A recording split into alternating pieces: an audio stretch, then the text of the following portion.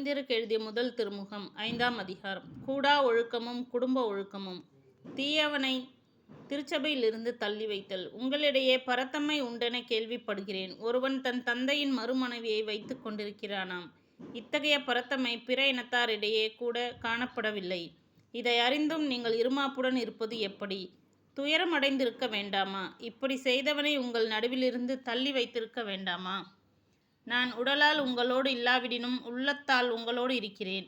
நான் உங்களோடு இருப்பதாக எண்ணி அச்செயலை செய்தவனுக்கு ஏற்கனவே தீர்ப்பு அளித்து விட்டேன். நம் ஆண்டவர் இயேசுவின் பெயரால் நீங்கள் கூடி வரும்போது நானும் உள்ளத்தால் உங்களோடு இருப்பேன். அப்பொழுது நம் ஆண்டவர் இயேசுவின் வல்லமையோடு அத்தகையவனை சாத்தானிடம் ஒப்புவிக்க வேண்டும். அவனது உடல் அழிவுற்றாலும் ஆண்டவரின் நாளில் அவன் மீட்படைவதற்காக இவ்வாறு செய்வோம். நீங்கள் பெருமை பாராட்டுவது நல்லதல்ல. சிறிதளவு புளிப்பு மாவு பிசைந்த மாவு முழுவதையும் புளிக்க வைக்கும் என்பது உங்களுக்கு தெரியாதா? எனவே புளிப்பு சத்துள்ள பழைய மாவை தூக்கி எறிந்து விடுங்கள். அப்போது நீங்கள் புதியதாய் பிசைந்த மாவாய் இருப்பீர்கள். உண்மையில் நீங்கள் புளிப்பற்ற மாவாய்த்தான் இருக்கிறீர்கள். ஏனெனில் நம் பாஸ்கா ஆடாகிய கிறிஸ்து பலியிடப்பட்டிருக்கிறார்.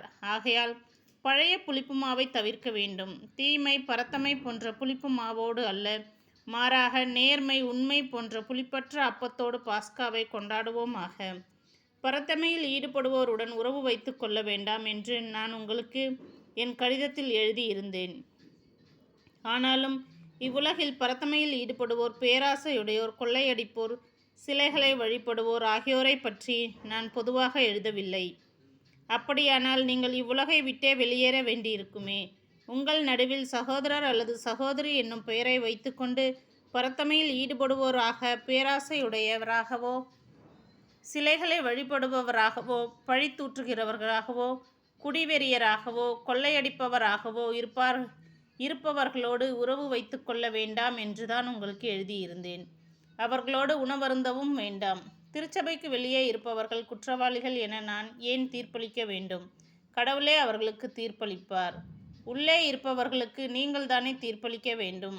ஆகையால் அத்தீயவனை உங்கள் நடுவிலிருந்து தள்ளி வையுங்கள்.